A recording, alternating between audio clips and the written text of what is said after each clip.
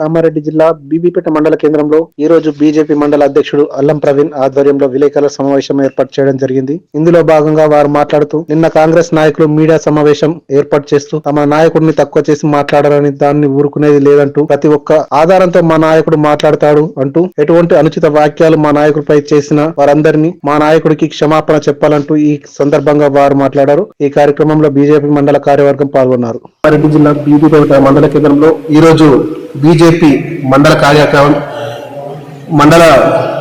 కార్యవర్గం సమావేశం ఏర్పాటు చేయడం జరిగింది. ఇందులో భాగంగా వారు ఎమ్మెల్యేపై చేసిన వ్యాఖ్యలను నిరసిస్తూ ఈరోజు వారు ప్రెస్ మీట్ నిర్వహించడం జరుగుతుంది. వారితో మాట్లాడడం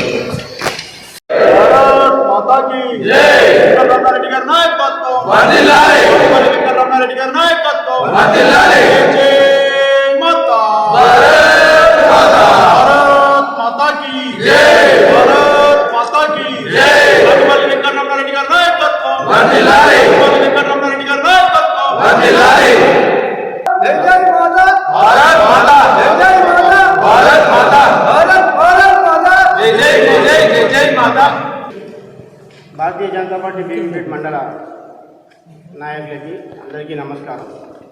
నిన్నటి రోజు బీబీపేట మండలంలో కాంగ్రెస్ నాయకులు మీటింగ్ పెట్టి ప్రెస్ మీట్ పెట్టి వాళ్ళ నోటికి ఇష్టం వచ్చినట్టుగా మాట్లాడడం జరిగింది. వాళ్ళకు పెద్ద చిన్న తారతమ్యం లేకుండా ఎమ్మెల్యే గారిని నోటికి వచ్చినట్టుగా మాట్లాడడం జరిగింది. నేను బీబీపేట మండల కాంగ్రెస్ నాయకులను తెలియజేసుకుంటున్నాను. వాళ్ళు మర్యాద కోల్పోయి వాళ్ళ స్థాయి మర్చిపోయి ఇష్టమున్నట్టు ఎమ్మెల్యే గారిని మాట్లాడితే బాగోదు అని హెచ్చరిస్తున్నాను. వాళ్ళు మాట్లాడతారు, రమణారెడ్డి ఎమ్మెల్యే ప్రెస్ మీట్ పెట్టి షబ్బీరెడ్డిని ఇష్టమున్నట్టు అన్నాడు అని చెప్పి. ఆయన అన్నదేముంది? మీకు చిత్తశుద్ధి ఉంటే అది నిరూపించండి. ఆయన అన్నదేముంది? అడవి నుంచి కట్టే తీసుకుపోయిన కేసులు ఉన్నాయని చెప్పి, ఉన్నాయా లేవో కదా నిరూపించండి. లేకపోతే లేదని చెప్పండి, ఉంటే ఉందని చెప్పండి. లేదు మాకు శివునిలో ఫామ్ హౌస్ లేదని చెప్పమని చెప్పు. అవన్నీ సంపాదించినాయి కదా అక్రమంగా, అదే విషయం కదా నేను చెప్పింది. లేకపోతే లేదని చెప్పు, ఉంటే ఉందని చెప్పండి.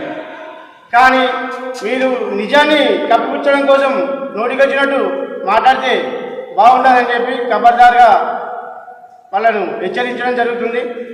మేము రమణారెడ్డి బీజేపీకి మా పార్టీ నుండి వచ్చిండు, షబ్బీరెల్లి పెట్టిన చైర్మన్ పదవి ఇచ్చిండు, లైఫ్ ఇచ్చిండు అని మాట్లాడుతున్నారు. అసలు మీ షబ్బీరెల్లికే రమణారెడ్డి వాళ్ళ నాన్న లైఫ్ ఇచ్చిండు, ఆ విషయం మర్చిపోతున్నాం.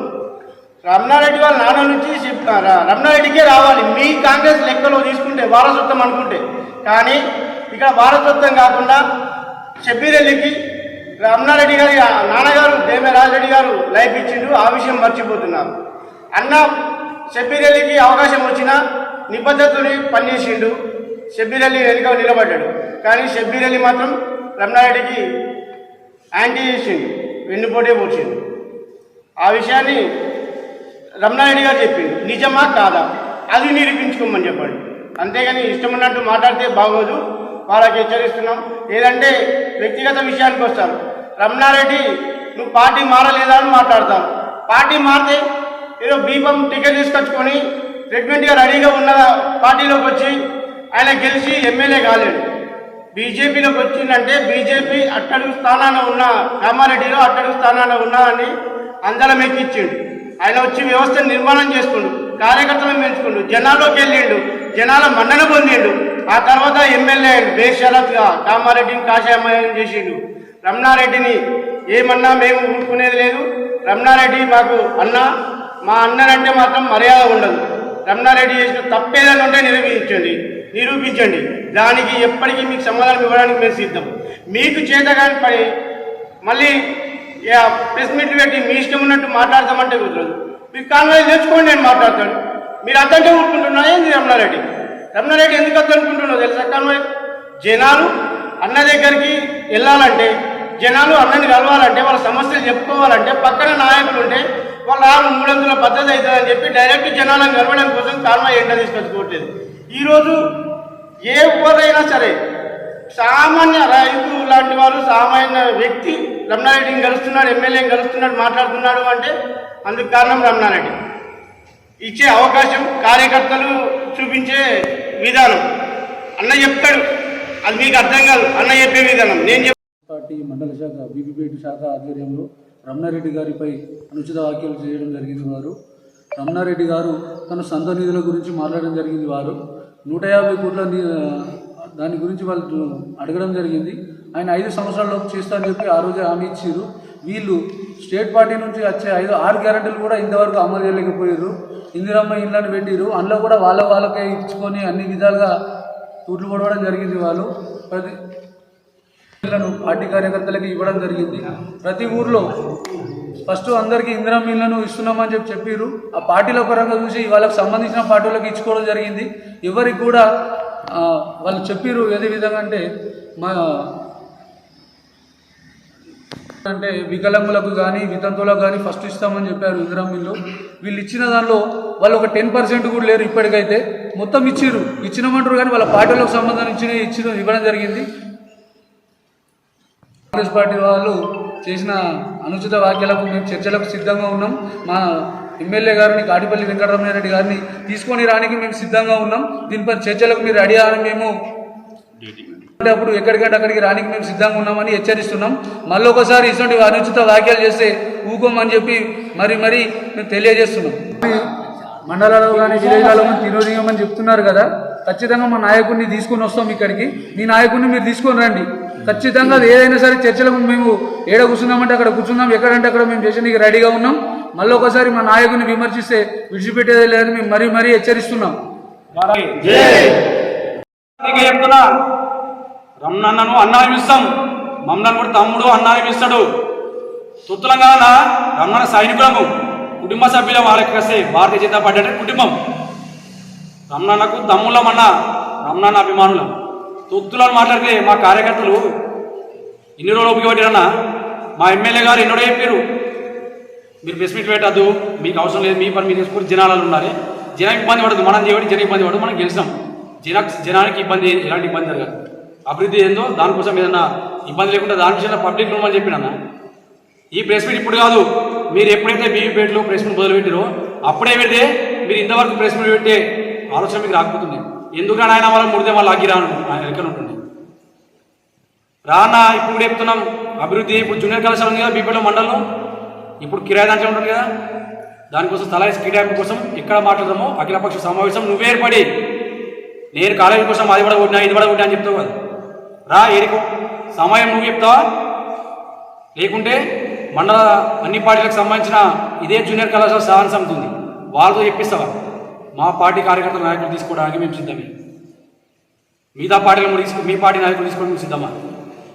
అభివృద్ధి కోసం మాట్లాడన్నా వాడు అదన్నాడు, వీడు ఇది మాట్లాడిండు, నువ్వేం మాట్లాడతావని షబీర్ కోసం సారు అని మాట్లాడతావు, షబీర్ బాయ్ అని మాట్లాడతావు. మేము అన్నాను ఇస్తామన్నా, మాకు అంతప్పుడు సన్నిహితం మా ఎమ్మెల్యే గారితో ఉన్నది. ఎప్పుడో సారం విలువలేము, మాకు సారం నోట్లోకి వెళ్ళి రాదు. ఎందుకంటే మాకు ఉన్న కమ్యూనికేషన్ అట్లాంటిది.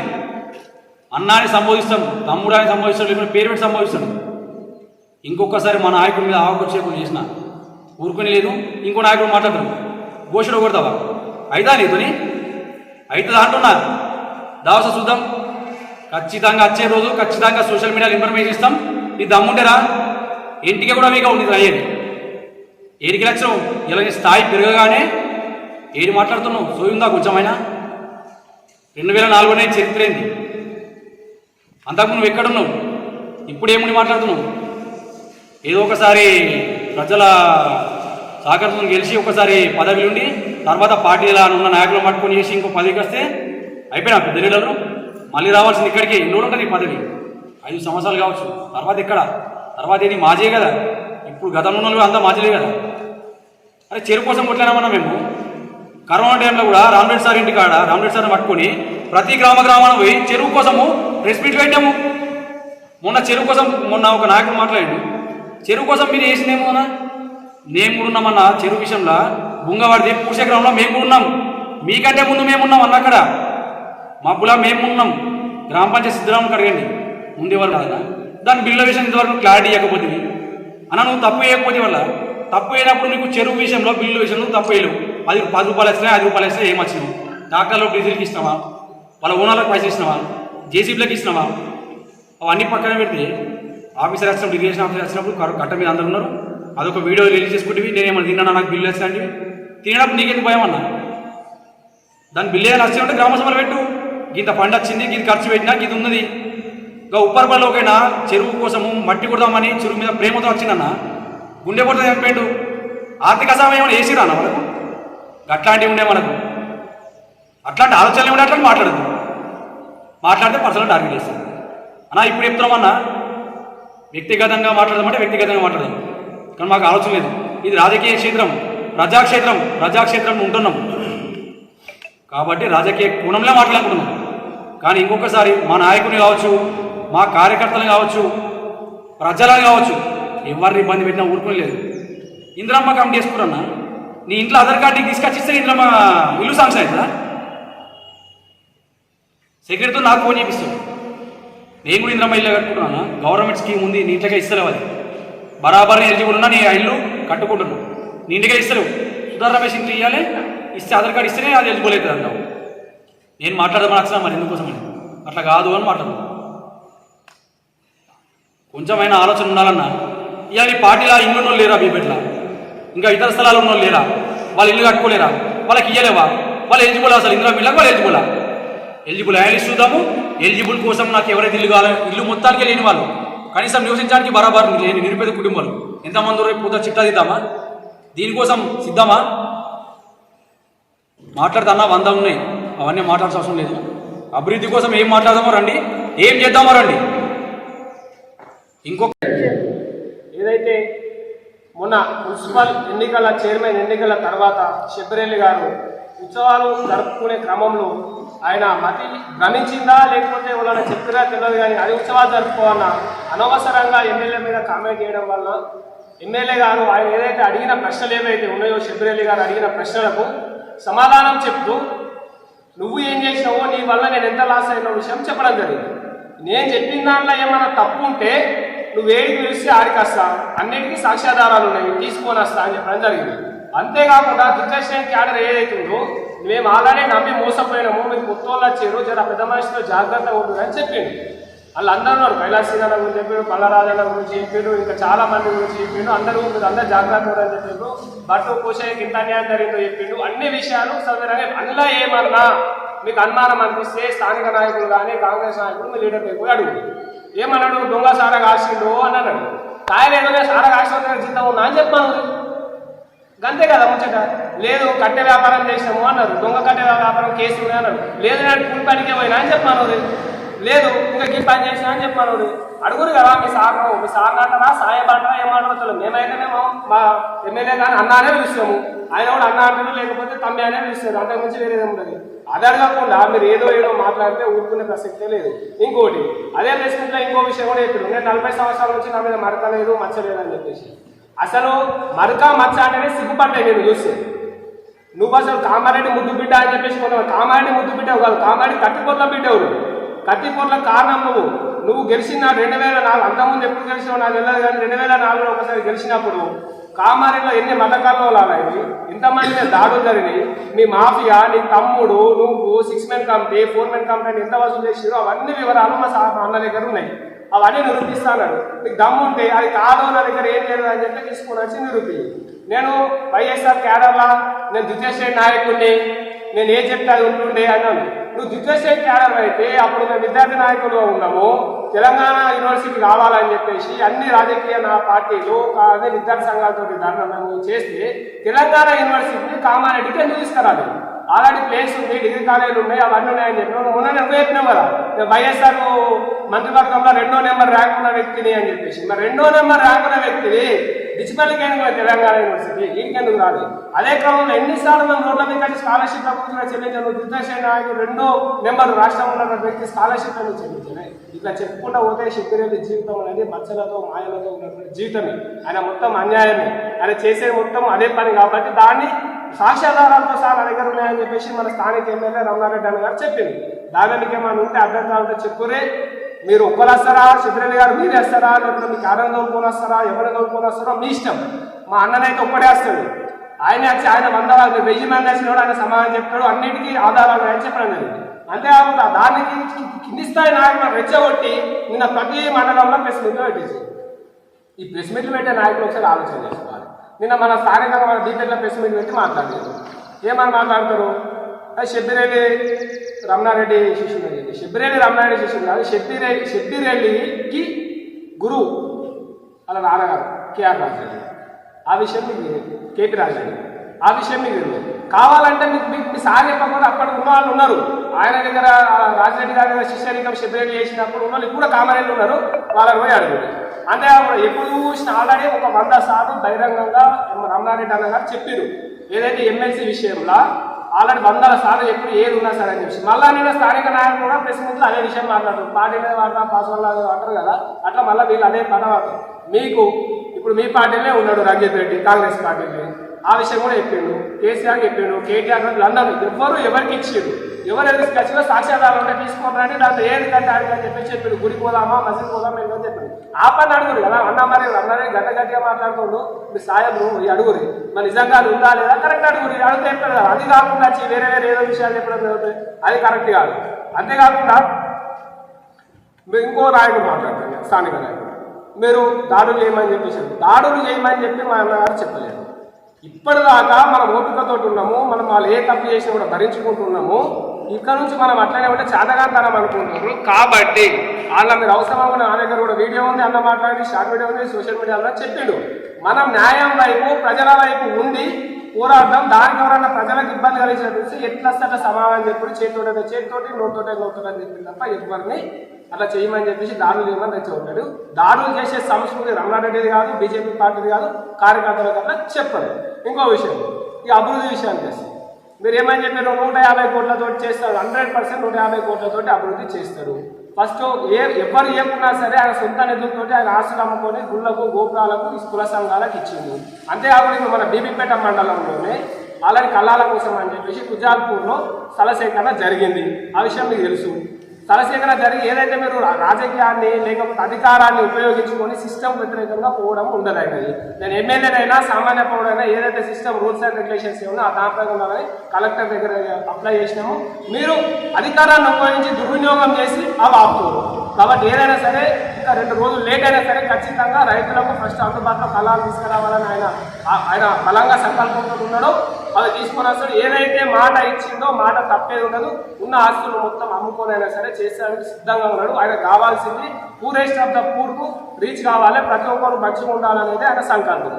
అంతేకాకుండా ఇక ఈయన జడ్పీ చైర్మన్ ఇంకొక లీడర్ మాట్లాడతాడు, స్థానిక లీడర్. ఆయన ఎప్పుడున్నాడో మరి 2004లో ఈయన మినిస్టర్ షెబ్బిరెడ్డి చేసిన ఈయన ఏడున్నాడో నాకైతే తెలియదు, కానీ వ్యక్తిగతంగా మాట్లాడితే వేరే అయిపోతుంది.